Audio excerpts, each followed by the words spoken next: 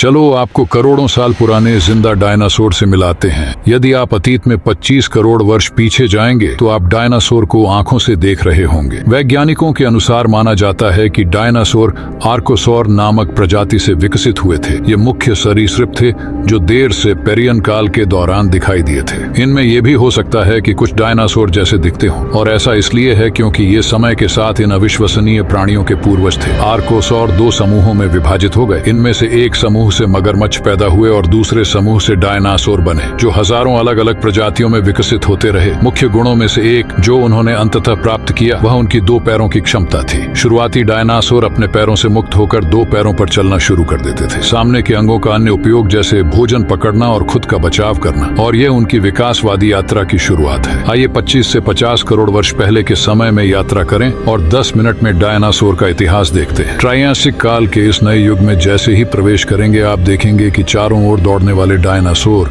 उन डायनासोरों से काफी अलग दिखते हैं जिन्हें आप देखने के आदी हैं। आर्कोसौर से निकले सबसे शुरुआती डायनासोरों में से एक ईराप्टर था। ये छोटा सा बच्चा लगभग एक कुत्ते के आकार का था, जो बमुश्किल 1 मीटर लंबा और वजन मात्र 10 किलो। आप जानते हैं कि हम आम तौर पर डायनासोर को विशाल जीव मानते हैं, लेकिन ऐसा होने में अभी कुछ मिलियन साल और लगेंगे। हम ये देखने के लिए पता करेंगे कि जैसे जैसे हम समय के साथ यात्रा करते हैं वे डायनासोर आकार में कैसे बढ़ रहे हैं। आइए अभी देखें कि ट्रायसिक काल के दौरान पृथ्वी पर क्या हो रहा है। सुपर कॉन्टिनेंट पैंजिया के धीरे धीरे टुकड़े होना शुरू हो जाते हैं, जिससे वैश्विक जलवायु और पारिस्थितिकी तंत्र में बदलाव होता है। इस समय जलवायु आमतौर पर गर्म थी और सूखा था, और वहां कोई ध्रुवीय बर्फ की चोटियां नहीं थी, जो आमतौर पर आधुनिक पृथ्वी में इस्तेमाल की जाने वाली चीजों के विपरीत थी। वनस्पतियां भी बहुत अलग थी और डायनासोर के अस्तित्व और विकास के लिए महत्वपूर्ण थी। पौधों की भी अलग अलग विशेषताएं हैं, कुछ कठोर भी हैं, कुछ पौष्टिक और अन्य संभावित रूप से जहरीले। उनमें से प्रत्येक डायनासोर की प्रजातियों के आहार और अनुकूल रणनीतियों को प्रभावित करता है। इस दौरान कुछ अन्य डायनासोर क्या कर रहे हैं, उनका वजन लगभग 23 किलोग्राम और 1 मीटर लंबा है। हमारे पास सीलोपफिसिस है। यह इयोरैप्टर से थोड़ा बड़ा था, लेकिन समय ने इसे तेज और फुर्तीले शिकारी होने से नहीं रोका, जो संभवतः छोटे जानवरों पर लागू होता है। अब हमारे पास हेरेरासोरस है, जो लगभग 1.1 मीटर से थोड़ा लंबा था, लेकिन ये लगभग 350 किलोग्राम से भी भारी था। फिर हमारे पास प्लेटोसोरस है। अब यह बच्चा आम आदमी से भी बड़ा है, क्योंकि इसकी ऊंचाई लगभग 3 मीटर थी और इसका वजन 4000 किलोग्राम तक था। ये सबसे शुरुआती उदाहरणों में से एक था कि कैसे बड़े डायनासोर विकसित हो सकते थे। लेकिन जरा रुकिए, वे इससे भी बड़े हो जाते हैं। चूंकि अपने प्रभावशाली रूप के बावजूद ट्रायसिक के दौरान डायनासोर मुख्य प्राणी नहीं थे, उन्हें अपने वातावरण को कई अन्य जीवों के साथ साझा करना पड़ा, जो जीवित रहने के लिए प्रतिस्पर्धा कर रहे थे। विविध पारिस्थितिक तंत्र में तब तक यही स्थिति थी जब तक ट्रायसिक काल में एक भयंकर विलुप्त होने की घटना का अनुभव नहीं हुआ था।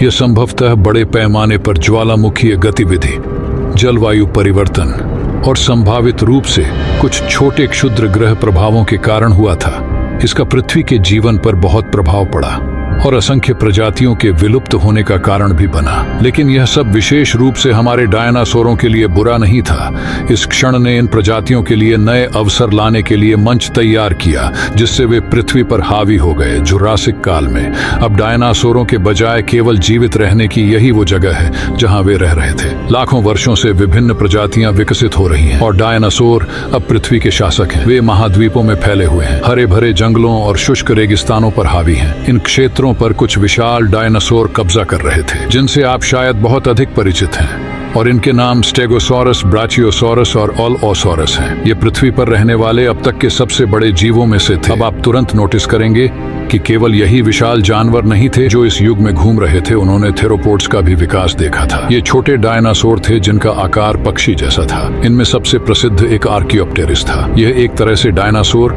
और एक पक्षी के बीच का मिश्रण था, जिसके पंख थे लेकिन हड्डी के दांत और एक पूंछ भी थी। आर्कियोप्टेरिस पक्षियों और डायनासोर के बीच एक महत्वपूर्ण कड़ी थी।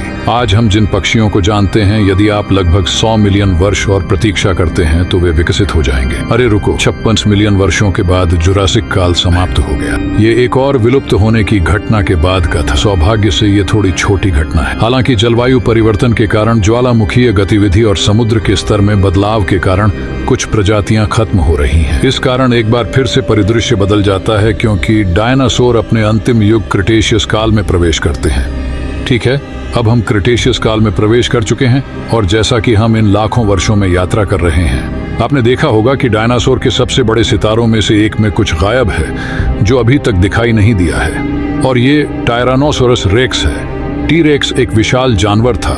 ये 3.7 मीटर लंबा और 12 मीटर लंबा था। इतना ही नहीं, बल्कि ये शक्तिशाली जबड़े और अविश्वसनीय रूप से तेज दांतों से सुसज्जित 9 टन वजन का था। टी रेक्स ने क्रिटेशियस साम्राज्य पर प्रभुत्व जमा लिया था। यह सबसे प्रभावशाली शिकारियों में से एक था जिसे इतिहास ने कभी देखा है। यह विशाल जानवर सिर्फ बचे हुए भोजन को साफ नहीं कर रहा था, बल्कि यह एक शिकारी का कृत्य था जो अपने पसंदीदा भोजन के बीच गहरी दृष्टि और गंध की तीव्र भावना के साथ अपने शिकार का पीछा कर रहा था। एडमोंटोसॉरस जैसे बड़े आकार के शाकाहारी जीव थे, लेकिन टी रेक्स यही नहीं रुका।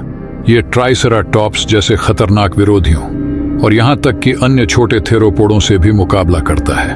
अगर मौका मिले तो इसके 12 इंच के दांतों से भरे शक्तिशाली जबड़े और इसके मजबूत पैर किसी को नहीं छोड़ते हैं। ये 40 किमी प्रति घंटे तक की गति से दौड़ता था। टी रेक्स शिकार में माहिर था, लेकिन यह काल केवल टी रेक्स जैसे विशाल जानवरों से ही भरी नहीं थी। चारों ओर देखने पर आपको और भी अधिक पंख वाले डायनासोर क्रिटेशियस काल में दिखाई देंगे। उनमें से एक वेलोसिरैप्टर है। अब आप आमतौर पर उन्हें बिना पंखों के यहाँ वहां घूमते हुए देखते हैं, लेकिन सबूत बताते हैं कि ये जीव काफी पंख वाले थे।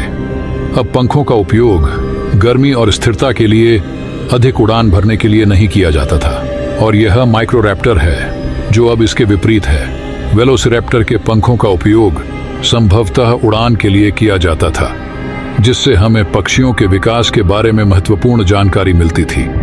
ठीक है, जैसा कि मैंने पहले वर्णन किया था कि पैंजिया टूट रहा था और उन महाद्वीपों में बन रहा था जिन्हें हम आज जानते हैं, लेकिन इसके कारण कुछ डायनासोरों को पलायन करने और अलग अलग क्षेत्रों में अलग होने के लिए मजबूर होना पड़ा। दुनिया में इन डायनासोरों को अपने नए वातावरण के अनुरूप ढलना पड़ा, जिससे संभवतः उनके विकास की दिशा बदल गई। लेकिन इनमें से कोई भी मायने नहीं रखता जब हम इस बात पर विचार करते हैं कि प्रलयकारी घटना के बाद क्या होगा, क्योंकि आप लाखों वर्षों से डायनासोर के साथ एक क्षुद्र ग्रह के रूप में घूम रहे हैं जो पृथ्वी की ओर तेजी से बढ़ रहा है। फिर अचानक ये 1150 किमी चौड़ा और 20 किमी गहरा एक विशाल गड्ढा बनाता है।